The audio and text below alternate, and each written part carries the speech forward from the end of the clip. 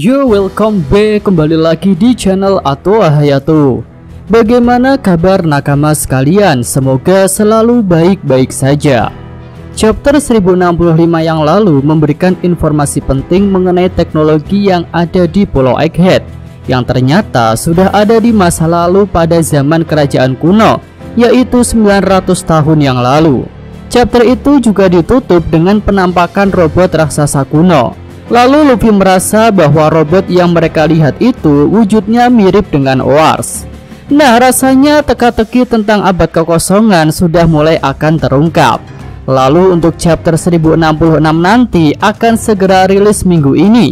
Ya, karena minggu ini tidak libur. Dan dalam video ini Mimin akan berikan prediksi untuk cerita di chapter depan atau chapter-chapter mendatang.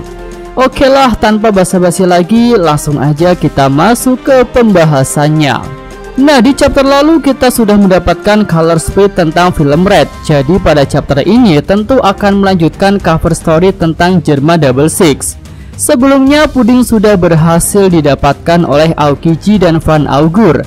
Dan untuk cover chapter ini akan memperlihatkan keadaan Katakuri yang sudah tahu tentang penculikan puding itu. Nah, sangat menarik untuk menantikan apa yang akan dilakukan oleh anak terkuat Big Mom itu setelah banyak hal buruk yang menimpa keluarganya.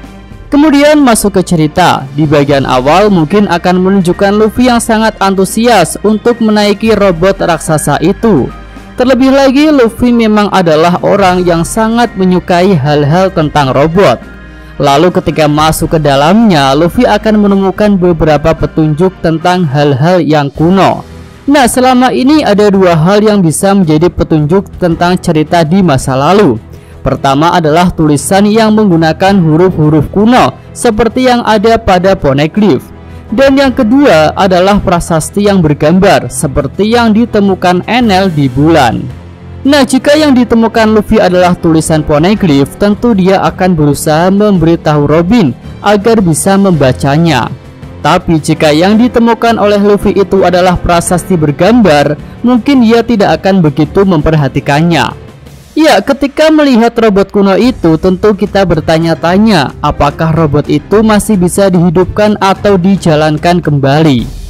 Ya, itu adalah pertanyaan yang menarik, tapi sepertinya dibutuhkan energi khusus untuk menjalankan robot itu lagi. Nah, untuk sumber energi sudah disinggung oleh Vegapunk Lilith bahwa dia bercita-cita ingin membuat matahari jika berhasil menemukan sumber api abadi. Lalu ngomong-ngomong tentang matahari, tentu kita akan teringat pada sosok Sang God Nika. Ya, mungkin perkataan dari Lilith itu adalah clue jika awakening dari Luffy lah yang akan membuat robot itu bisa berjalan kembali. Sementara itu, Franky dan Sokka masih melanjutkan perbincangan mereka tentang teknologi dari masa lalu. Franky yang kebingungan dengan kata-kata Sokka tentu ingin mendapatkan penjelasan lebih detail. Lalu Sokka pun akan memberikan penjelasan yang lebih banyak tentang teknologi dari masa lalu itu. Nah, jika Sokka banyak bicara, mungkin kita akan tahu asal-muasal pengetahuan Vegapunk tentang teknologi dari masa lalu yang saat ini bisa dia terapkan di Pulau Egghead. Dan dengan adanya robot kuno yang ditemukan oleh Luffy, maka besar kemungkinan Vegapunk memang sudah mendapatkan data-data kuno dari masa lalu yang bisa dia jadikan petunjuk awal atau rancangan dasar untuk mengembangkan teknologi di Pulau Egghead. Selanjutnya bisa beralih ke lokasi Zoro. Di sini Karibo sudah bersiap untuk turun dari kapal. Dia pun memutuskan masuk ke Pulau Egghead untuk mendapatkan kapal atau beberapa barang jarahan yang berharga. Ya, Karibo ini memang takut mau turun dari kapal Sanigo, tapi dia tidak punya pilihan lain selain masuk ke pulau milik pemerintah dunia itu. Karena jika pergi ke pantai, dia tetap tidak bisa berlayar karena tidak ada kapal. Lalu walaupun ada kapal kecil atau rakit, itu tidak bisa membuatnya selamat saat mengarungi ganasnya lautan di sekitar Pulau Egghead. Jadi pilihan satu-satunya untuk Karibo adalah tetap masuk ke pulaunya Vegapunk itu. Nah, selanjutnya kapal CP Zero mungkin akan terlihat di perairan Egghead, tapi mereka tidak menepi di dekat kapal Sanigo karena ada jalan rahasia khusus untuk agen-agen pemerintah dunia itu. Ya, walau bagaimanapun Egghead ini adalah pulau milik pemerintah dunia. Jadi seharusnya agen-agen pemerintah dunia punya akses yang mudah untuk masuk ke dalam pulau Egghead.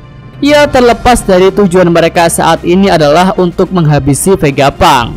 Ya, selanjutnya kita mungkin akan melihat lanjutan pertarungan antara Law versus Kurohyuki. Ya, di chapter 1065 yang lalu, pertarungan antar pemilik nama di ini tidak disinggung sama sekali. Dan bisa jadi baru akan disinggung pada chapter 1066 mendatang. Di sini pertarungan akan lebih memanas. Law dan Kurohyuki akan digambarkan sudah punya luka-luka. Tapi Kurohyuki terlihat lebih unggul karena stamina yang dia miliki. Ya, tentu kita masih ingat jika sejak kecil Kurohyuki bisa bertarung dengan durasi yang lama. Bahkan dia bisa berhari-hari tidak tidur. Tentu itu suatu modal yang besar untuk sebuah pertarungan. Di sisi lain, Law punya masalah besar dalam hal stamina. Bahkan Law mengatakan jika dia tak punya banyak tenaga untuk menggunakan teknik-teknik pada level awakening-nya. Jadi intinya penggunaan teknik awakening Law ini sangat terbatas karena faktor stamina.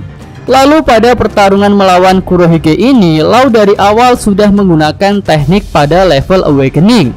Dan jika pertarungan ini berjalan cukup lama, maka stamina Law akan cepat habis.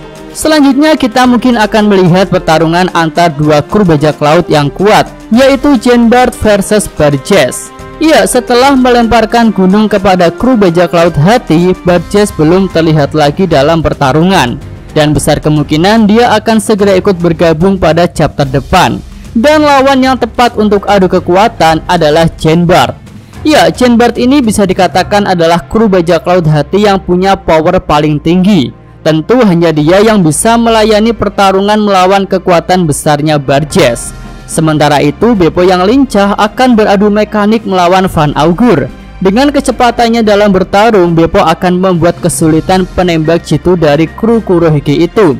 Dan hal itu juga akan membuat Van Augur tidak bisa ikut campur pada pertarungan kedua kapten.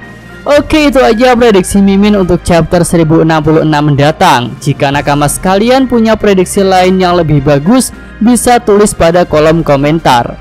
Yosa Mimin Atwa Hayato, terima kasih.